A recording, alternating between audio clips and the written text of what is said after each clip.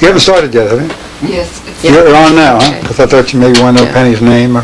Well, I whatever it first is. heard about Reich from my mother, who was living with Theodore Wolff, and she's told you about those experiences. I believe she typed the manuscript of The Mass Psychology of Fascism, was it? And I was a college freshman, and she sent me Reich's books to read, and told me that if I really believed in Reich, I should have an orgone accumulator at college in my room. So I did. And many people teased me about that. You know, they said, "What is this? A sex box?" You know, and they would tease. And but I felt that I had to be courageous, and I had the orgone accumulator. She was only 18. Yeah. And 17. Anyway, after 2 years of college, I didn't know what to major in, and I decided to leave college to get a job and to go into treatment with Reich. So I got a job in a factory for for defense. It was during World War II. This was the fall of 1943. To backtrack a little bit, I was briefly in therapy with Wolff, but because I felt I was having personal problems, sexual inhibition and things. And I stopped therapy with Wolff because he felt, since he had a personal relationship with my mother, it would interfere with the therapy, and he referred me to Reich. So I got a job, and I found a small furnished room to live in, and commuted to the factory. And after I'd been there about 6 months, well, first I fell in love with Emil. I was working there. In the factory. That's right. Yeah, I was in treatment with Reich 3 times a week. And after 6 months, his wife had a baby, Peter. And he needed help. Mrs. Reich, Ilse, needed help in the office and in the laboratory. So I quit my job at the factory and went to work for the Orgoninstitut, which was then in Forest Hills. And Mrs. Reich taught me how to do laboratory procedures, making glass pipettes out of glass tubing, and making biological cultures, agar medium in flat petri dishes, and a broth solution in test tubes, and how to sterilize all these things and so forth. Also, he had a colony of cancer mice which were specifically bred to have mammary cancer. They were a mouse that was bred up in Rockland County, and you could purchase them, and you knew that within a certain length of time they would develop mammary cancer. And he wanted to try a bion solution to see if it would have an effect on the mammary cancer of these mice. So I had to take care of the mice and feed them and clean their cages and help dissect them and inject them with bion solution and so forth. And there was a lot of detail work. I also did typing for Mrs. Reich in the office. One of the things I typed was the monthly bills for orgone accumulators. Orgone accumulators were never sold. They were only rented. And before a person rented one, they had to sign a statement saying, "I realize this is experimental, and I don't expect anything from it," and a declaration that, was like a release. So that I couldn't understand how later he got into such trouble. But that was years later. I was no longer working for Reich when the Food and Drug Administration got after him. You worked with him until the fall of 46. 46, yeah. I worked there from the spring of 44 until the fall of 46. And he wanted me to come up and work in his summer laboratory up in Maine, which was just being built. It was hadn't been built yet. I have pictures of in my photograph album, of the studs being put up, the floors. And the thing is, by that time, Emil and I were married, and I didn't want to leave Emil for the summer. So Reich said, well, maybe we can find something for Emil to do. Emil was teaching by then. Yeah, I was teaching from 45, September, after the war, when I changed from law into teaching. I thought I'd liked little kids, and I thought I would try. And I enjoyed it very much. And I worked at this private school. And it happened, I didn't realize at the time, I soon found out that Mr. and Mrs. Hamilton, who ran the school, were both in therapy with Dr. Reich. I didn't need a degree, because I didn't have one yet, for teaching in a private school. And then the following spring, Reich asked Penny to come up for the summer, and frankly, I needed a job. So he said to her, well, how about we chop trees and things? We'll do anything, So then he decided later on he couldn't afford it. Yeah. But he had his own things about money. That's another department. And, you give all. Emil wasn't giving all. We were just barely making a living. Yeah. So I couldn't give my all to the Orgoninstitut.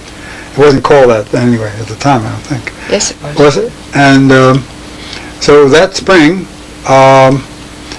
the man I was working for said to me, he said, Emil, why don't you take a few children to Maine with you, and maybe you can go, rent a place and take some kids up and work it out. Like have a little summer camp. So he encouraged it. Mr. Hamilton was very wonderful that way. So we got marshaled and we did it, and we rented a place. Well, we had a partner. I had a Another partner teacher, at the time. Bob Yeah. Kronmeyer. He was a partner He of may mine. still be. I don't know if he's alive. I would think he is. Robert Kronmeyer. Kronmeyer. Robert Kronmeyer. PhD. Yeah. And we both got that organized. And that's how Penny was able to go. Let her bring Penny. And we went up to Penn, worked there for the summer. That was the summer of 46. To me, that was the most horrendous experience I've had in relation to Reich. As far as the kids were concerned and the changes, we were laissez-faire. We were free as hell. I think there were positive aspects of it. In the long run, knowing more about life and education, I doubt if I would continue running a camp like that. It was loving. We saw beautiful changes in some of the children in 6 or 8 weeks. It was a very positive experience. So Kronmeyer and I decided to buy the place, and we dug up $1,000 somewhere. He dug up $1,000. We bought this farm. It was 250 acres. Excuse me, can you turn it off for a minute? Stop. Because it must be something important. Hello? Hi, dear. All right, now, in the spring of the year, Mrs. Reich, a teacher who was going to do the thing with me, not the same person, Penny and I, went up to Maine in April of the year. There was snow on the ground.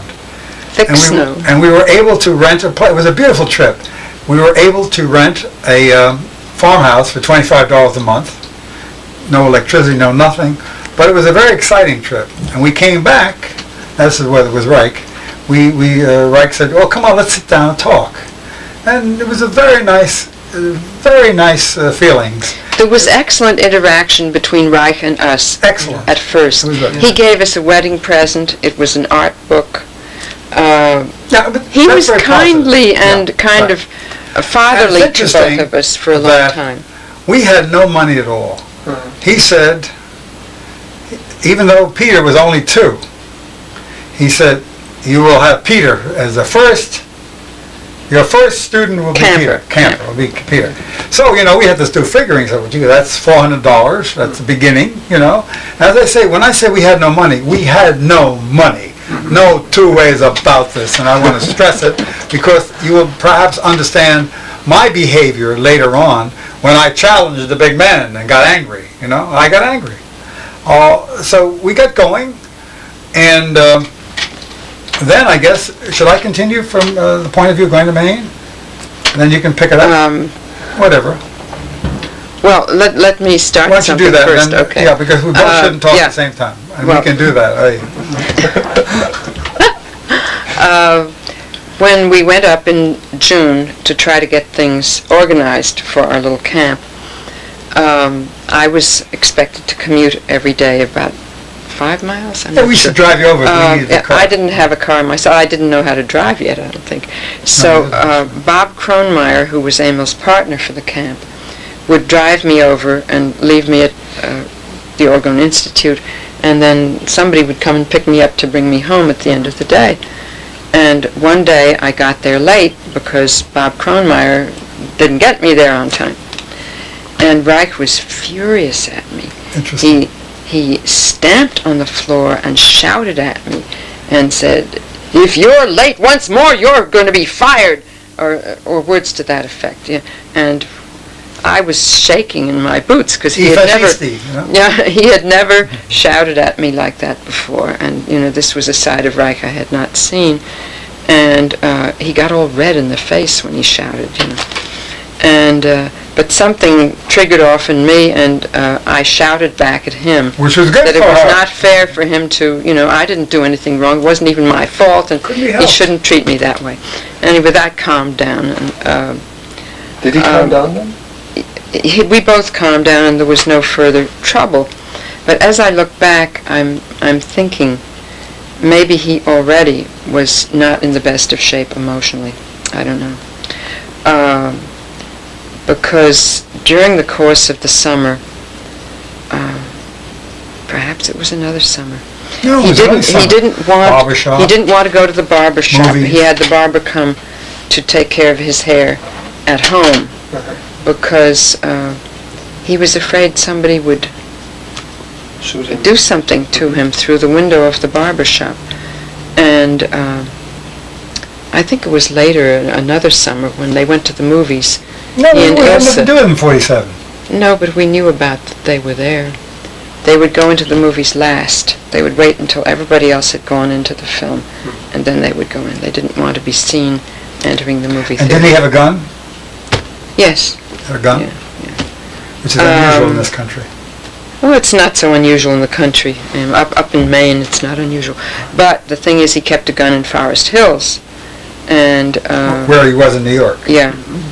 Near. In his closet, in his office. But sometime that spring, before we went up to Maine, he asked me, "Which side will you be on when they come and get me?" And that worried me, because I had never studied psychology. I hadn't even had Psych 1. I was going to night school. I had had 2 years of college before I went to work in the factory, and Emil and I got married in September of 1944, and from that time on we went to night school, both of us, for many years, and I was still an undergraduate. I decided to major in biology so as to become an orgone biophysicist. So I had a lot of lab work to do at night, and every night it was that way. In school? Yeah. And Reich kept thinking I was maybe further along in my work. "When are you going to get your PhD?" And I said, "Dr. Reich, I haven't even got my bachelor's degree yet." "Oh, you don't have it yet?" "No, I don't have it yet." And while I was studying biology, in the physiology class, I learned about a George Papanicolaou. Ever hear of him? Well, I'm telling. And George Papanicolaou had been working since the 1920s on early identification of cancer. And meanwhile, I was working in Reich's laboratory, studying cancer cells. He would take blood tests from people and vaginal secretion, and I was helping with this and studying the precancerous cells. I read about this Dr. George Papanicolaou, who had been doing work since the 1920s on cancer. I sent away for reprints of his work, and lo and behold, he had done years of work on precancerous cells in the vagina. And I was all excited about this because Dr. Reich hadn't mentioned Papanicolaou, and I didn't think he knew about him. So I took him the reprints, and he looked them over. I think he gave them back to me the next day, and he said, he stole it from me. And this was my first real worry about Reich, because I knew Papa Nicolau could not have stolen it from Reich because his work was much earlier. Yeah. But Reich independently did find the same kinds of precancerous cells that Papa Nicolau had found. Wait, let me finish. Papa Nicolau's work resulted in something called the PAP test. Yeah. Have you heard of the PAP? Yeah. Well, every woman in the United States Probably in Europe, gets tested to find out if she has any precancerous cells in her vagina, which could come from uterine cancer. Yeah. The test became a routine test about maybe 10 years later. I was working for Reich in, 44, and maybe by 54 they were doing what they now call, it didn't become routine yet. It was still, it may have only been 5 years later, but it's called PAP, short for Papa Nicolau. And when Reich was unwilling to really look at these reprints, I began to worry a little bit. I was only beginning to study about what science is all about and what double-blind experiments and scientific method and so forth. The only scientific method I knew was what Reich taught me in his laboratory with Ilse. And so I was a little concerned about that. And when he said, which side will you be on when they come and get me, I was a little concerned about that because I had heard about paranoid thinking and I had not studied any psychology, but it didn't sound right. Why should people come and get him? There didn't seem to be any evidence that I knew about that anybody was going to come and get him. He was disappointed that the Rockefeller Foundation was not interested in giving him a grant to do his work. And he had an interview with Einstein sometime during that time period, and I think was also a bit disappointed that they didn't keep in touch. Anyway, we made plans to go up for the summer so that I would work for him, and now here's where he changed his mind about a job for Emil. Yeah. And the heads of the school suggested the camp idea. Well, we did that. So, right. But so the point you want is, to take it from there? Actually, it was, I'm adventurous at age 29, as far as that's concerned. I'm that kind of a person. I look back, I would never do it again, probably, the way I feel now as an old man, as an elder man. But the thing is that he had changed his mind about sending Peter to us. I don't know whether he talked about just sending the child for the day or not, but I was upset by it. I said, oh God, how are we going to manage this? I started getting scared financially on this whole thing. So I would say, looking back, that I certainly should not have acted as emotionally as I did. I was upset, I was upset, okay.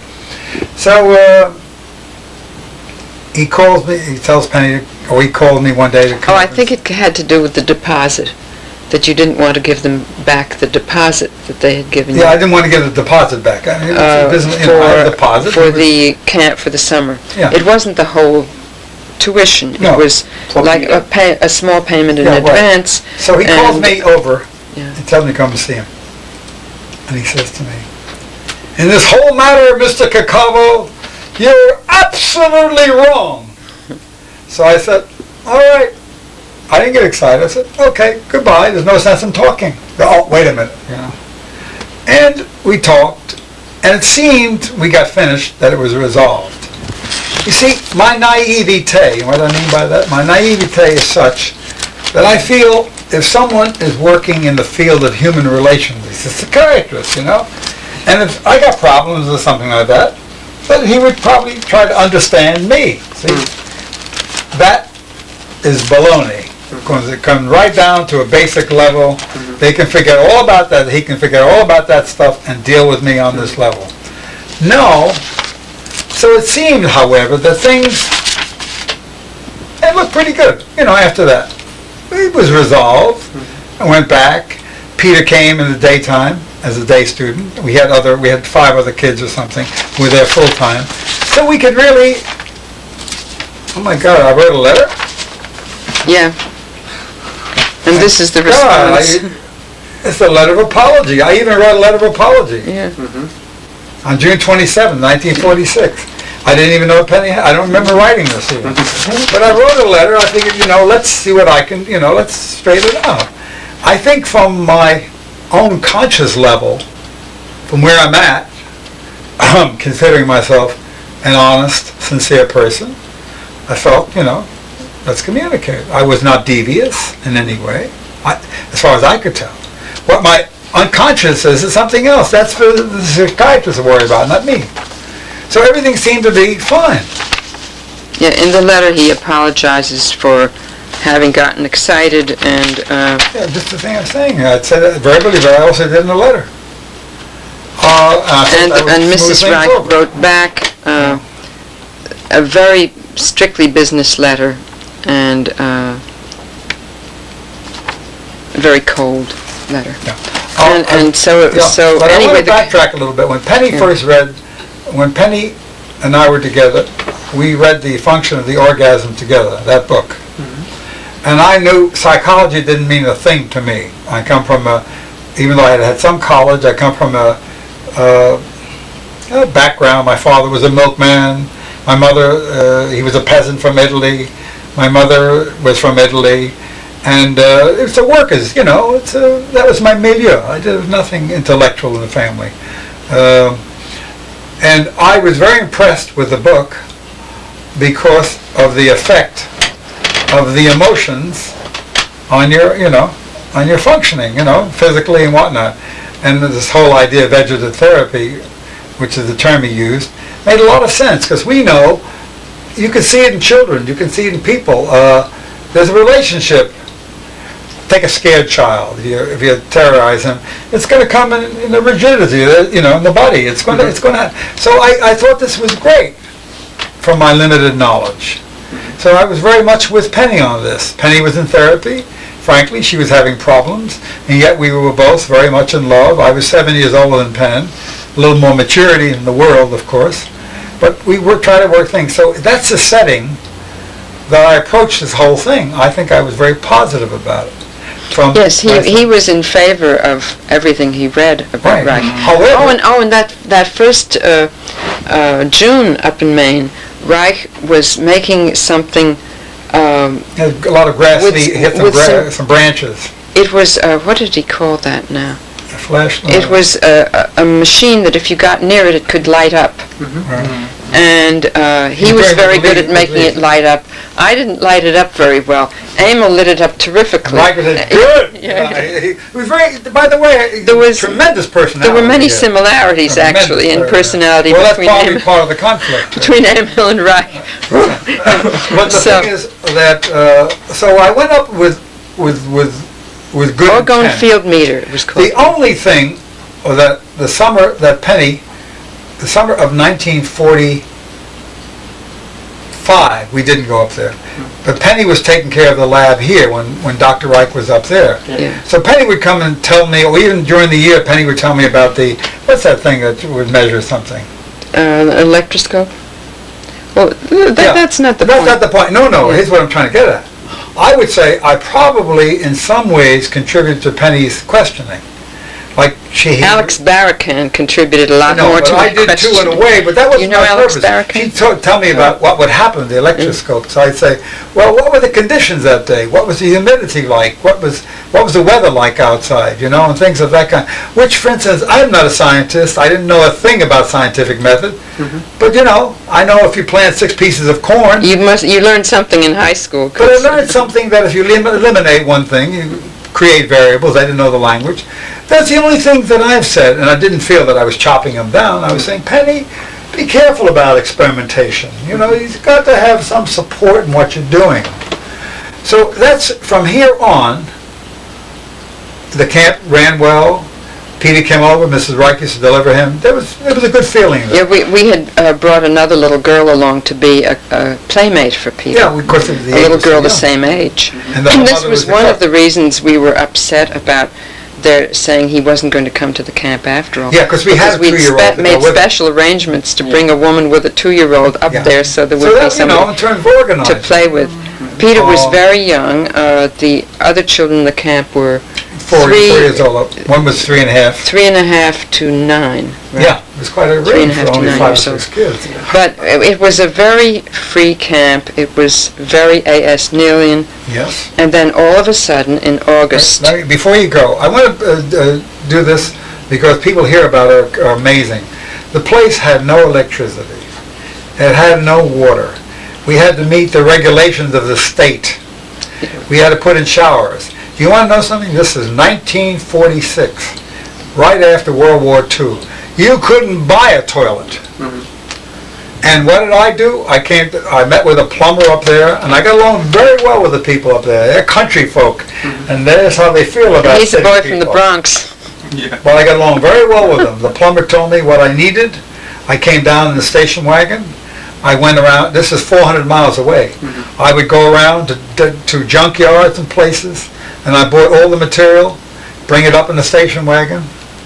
We even had a 50-gallon tank that we put in the barn so we could use a gravity feed for water. Mm-hmm. I mean, this was and I worked hard, and I wasn't afraid of it. I didn't cry about it, but we were there, and I had a lot of guts, if you know what I mean by that. Our friends couldn't believe it. And nobody could believe what I was doing. Mm-hmm. So therefore, I'm stressing this, maybe I'm overstressing it, that I was very positive about this whole thing. Mm-hmm. I was in there, I loved my wife, and she wanted to do this, and I got very interested in all this. I wanted to work there, but you were in the camp, and the camp was a lovely camp. So from then on, I think, except for after reactions, Penny should take it from here. Yeah, well, okay. But the camp ran well. There were enough children so that we didn't have to worry about losing our shirt, as the American saying goes. We broke out even, which is fine. At first, since Peter was one of the first people to register, we thought, oh my God, we're bringing all this equipment up here, we're buying all this stuff, and we're never going to make it, it's... I don't even remember how we had the cash to buy those things. We did. We did I guess I was using my salary. When we bought something, we had to get deposits from people. Otherwise, we couldn't buy it. We had no money. Like me, no money. Oh boy. We borrowed trucks to take things back and forth, and we bought an old truck from somebody. They gave it to us. That was a couple years later. That was later. Right. But we had to conform to all these regulations for the camp, because the state of Maine is camp country. There are many, many, many children's summer camps in Maine. So the state is very strict. There has to be separate toilet for boys and for girls. There has to be running water. There have to be showers. There has to all these regulations. So we had to really hurry to get the place ready in order for the children to be able to... Yeah, that's fine. It's all behind us now. Yeah. You take it in August. We had what seemed to be a good summer. There was a young Englishman who taught not at Neil's school, but at another fairly liberal school in England. I don't remember the name of it. His name was Alex Barakan. Mm-hmm. And he came over for the summer to study with Reich.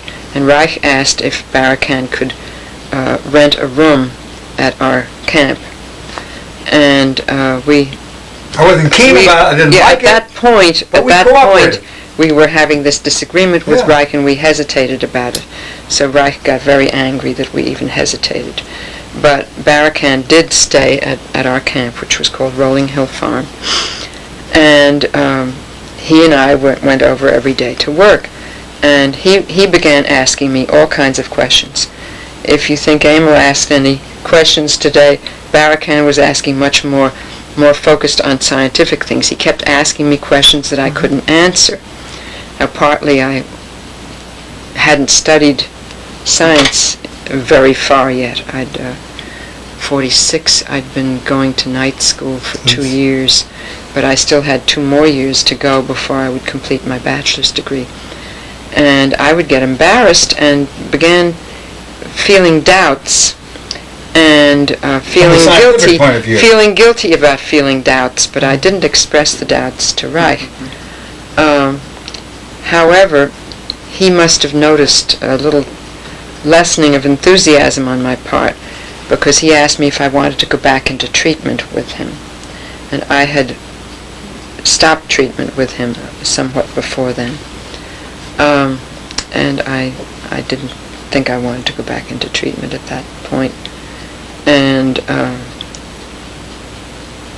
the people started to visit our camp and to visit Orgonon. And they were people who were Reichian enthusiasts. And some of these people gossiped to Reich about things they saw happening at our camp. One of the things they gossiped about, there were two women in particular, friends of my mother's, who gossiped. And how this could be taken negatively, I don't know.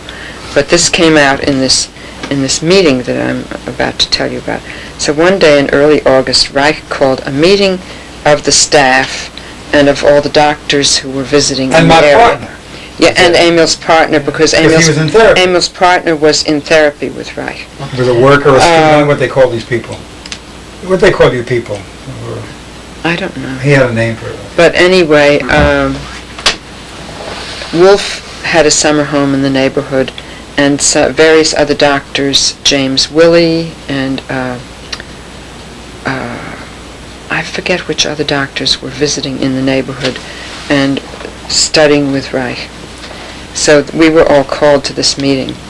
And at this meeting, he says that the emotional pest... Can I stop you, Penny? I'll tell you why. There was another experience with the Dr. Willie. His kids stay with us. As day students, yeah. And he was taking his kids away for 4 or 5 days, something. And he wanted us to give him money back for the 4 or 5 days. Which is like bullshit, and as I say, the money was very necessary for us. Yeah. We were not making money. And if you pay tuition for a camp and you take the children away for a few days, you don't get a refund. But this guy wanted a refund. Yeah. Okay. Why do I bring this up? Because I want to bring up anything that I contributed to it negatively. In other words, so again, Emil was blamed for caring too much about money. Yeah, they said I cared too much about money. Yeah.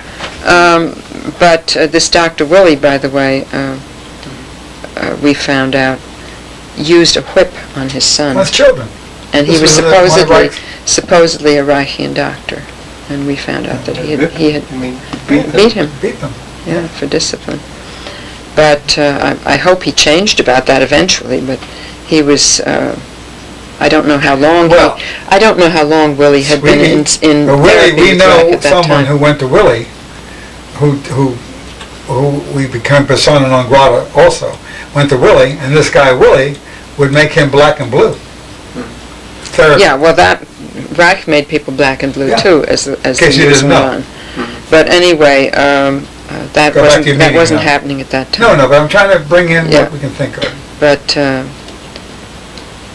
so at this meeting, Reich said there is an outbreak of the emotional pest at Rolling Hill Farm. That was the name of our camp. And, my heart sank into my boots. What on earth is going on here? And he said that Emil was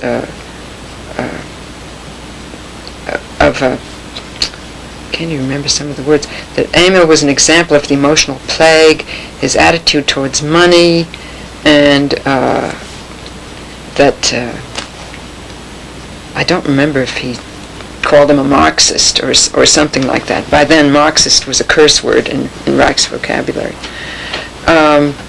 I wasn't a Marxist, by the way. I don't remember if the word Marxist came up, but that he had a sick attitude towards money, and that furthermore, the things that were going on, he accused Emil of using the Orgoninstitut to get children for the camp, and that he was advertising it as a Reichian camp. This was absolutely untrue. There were children who came to that camp that went to the school where Emil was teaching. Yeah. And if Mr. and Mrs. Hamilton, who ran the school, told parents about Emil's camp, They told them. We didn't But we go. had some children whose parents were in therapy there. That came roundabout. That wasn't my doing. No. People talked about it. Yeah, people So they talked got to the- each they other, got the and, business, right? and the Hamiltons knew that two of their teachers from Hamilton School were running this camp. So it was natural that they should be interested in the camp. But we never said it was a Reichian camp. Never. And we never used the name of the Orgoninstitut to Never. get children. It would have been the last... I don't we believe in weren't. that sort of We stuff. didn't know about PR anyway. Yeah. And that furthermore, that there was a lack of seriousness at the camp. What's her name? What is this What's her lack name? of What's her name? seriousness? What's her name? Lib Tyson? No, not Elizabeth the other one. Badgley? No, the sociologist at Columbia. Oh, She's the one the that one pulled that who one. later married Wolf. Yeah, Gladys Meyer. Gladys Meyer. That's it. Yeah. She said That this. she had been visiting there, and that somebody reported there was a lack of seriousness. Yeah. And we couldn't figure out what on earth they meant by this, except that we had smiling faces and we weren't going around, looking like doom and gloom. We certainly weren't a silly camp. We thought we were very Very serious about what we were doing, believe me. serious We were about not being- children, Yeah. and of course trying to have the children have a good time. But anyway, this was made to seem like Emil was A real monster. some kind of a bug crawling on the floor, and I don't remember all the words that took place except all these hostile faces. And I said, why isn't my husband at this meeting so he can stand up for himself? And there was no answer to that. Oh, I Nobody wish gave I'd me been an there, answer. boy. And Bob Kronmeyer and I kind of staggered back to the camp at the end of the day. What on earth are we going to tell Emil? We tried to tell Emil what had happened. But let me tell you, you were brainwashed too. You and Bob. When they came back, I happened to have a friend of mine from Cuba who was visiting me there. When you came back with Bob, they came back like they'd been brainwashed, and they were against me, these two, when they came back, including this woman. So I said to her, I said, Penny, Yeah, I thought he must have done something very I wrong said, in how he Penny, talked to Alberto, Reich my about- friend Alberto Roque, who was visiting, and I are going away for 3 days. I want to get out of here. And I said, when I come back in 3 days, you have 3 days to decide whether you're going to stay married to me or whether you're going to stay with married to the Orgoninstitut. No, I meant it. Oh, I was Yeah, dead but, serious about I it. think we were both telling Emil he should go into therapy. Yeah. Bob Kronmeyer and I, to get rid of his sick attitude Yeah, so towards let me money. continue. I knew how Penn felt. He wanted me to get back, of course. But I was saying to myself, well, if everybody thinks I'm so sick, I guess I'm sick. Let me do something about it. Then Reich said to Penny, as I remember, she can correct me, that I would, about going to see Al Lohan, because I would be too hard on him. This is Reich. Reich would be too hard on Emil On me. if Emil was in therapy with him. So So he referred him to Al Lohan. So I went to Al Lohan. Now,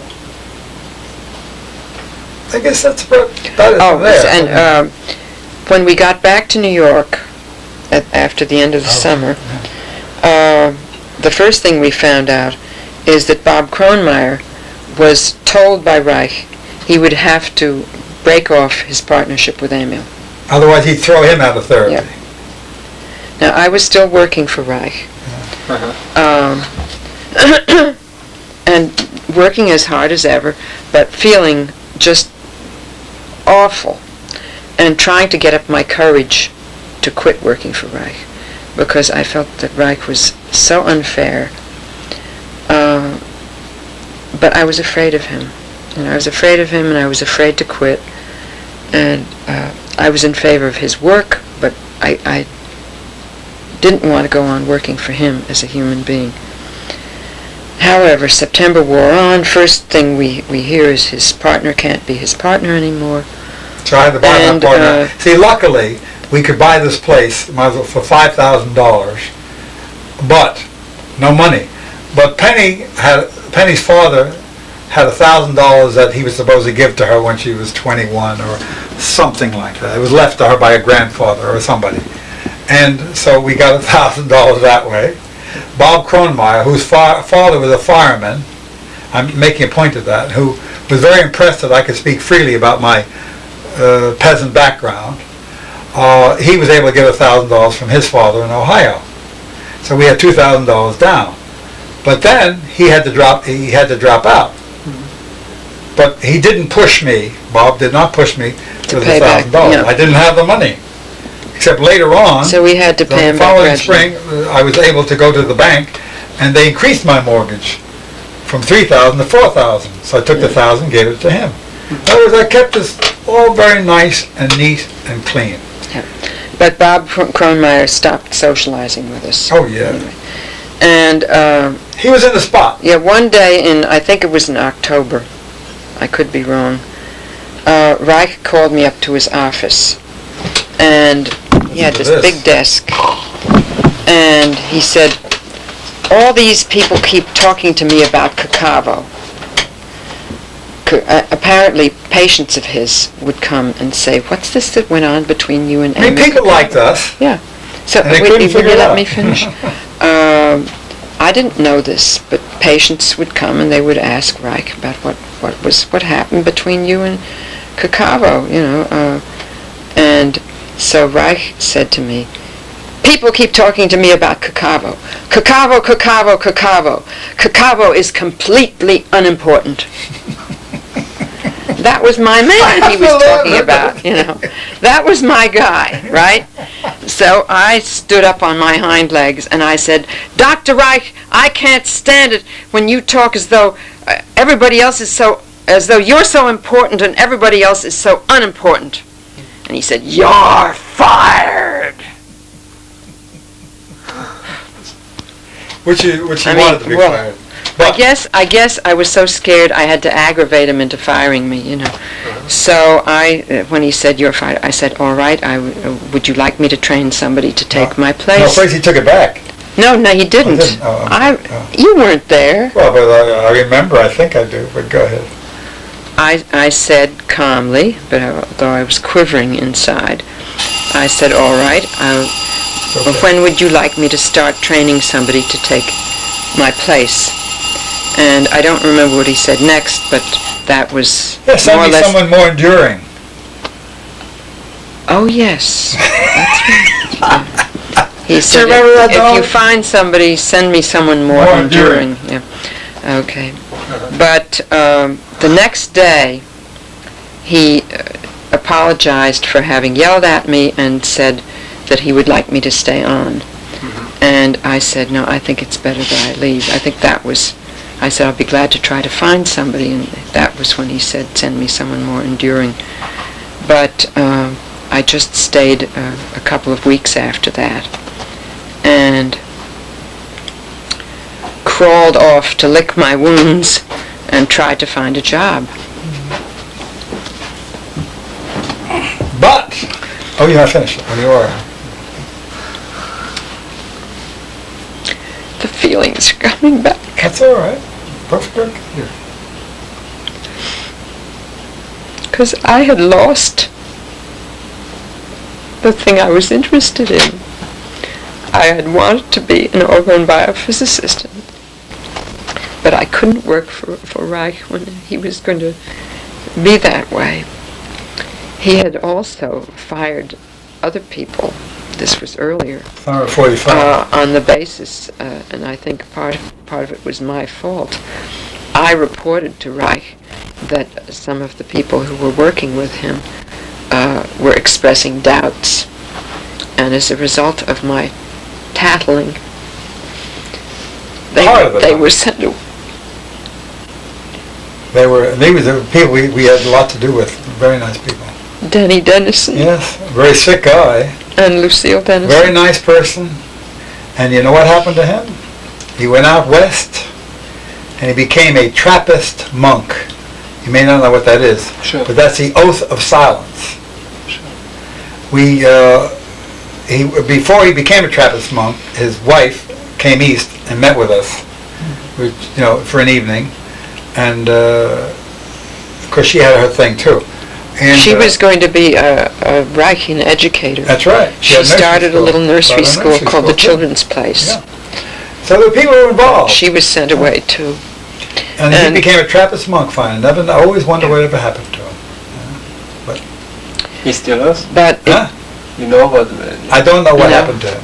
All I know from a friend of mine that he became a Trappist monk from Frank's told me. Yeah. Because they were out. But anyway, I looked for a job. I got a job in a department store temporarily until I could figure out what I wanted to do. And I was in therapy at the same time. Yeah, and he was still in therapy with Lowen. I had 14 sessions. All right. Well, you can tell him what the sessions were like. Well, the sessions were, I would get angry and discuss Reich, which was really he was something ventilating. The therapist should pick up on and say, hey, let's go into this. He was ventilating his grievance. I was ventilating. He was just defending Reich. This is what our sessions were like,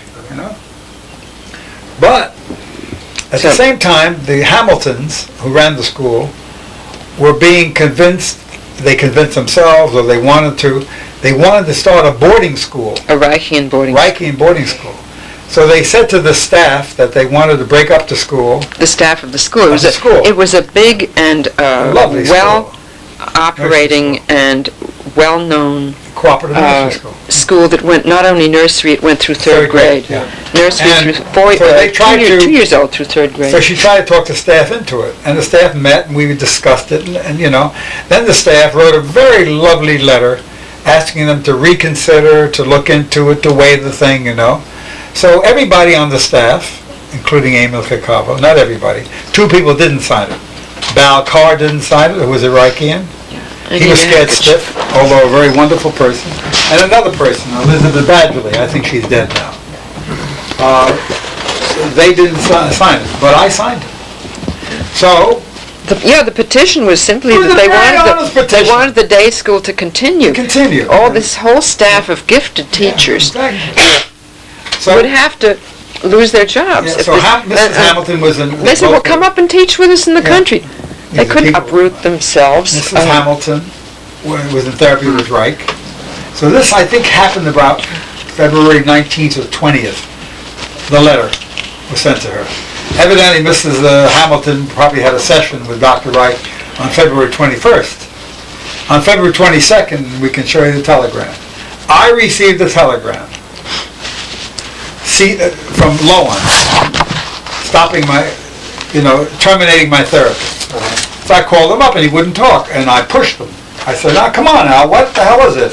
He said, well, I told you not to become involved with some, school or something like that, and you went and signed that letter. I said, you're damn right I signed that letter. So that was the end of my 14 sessions of therapy.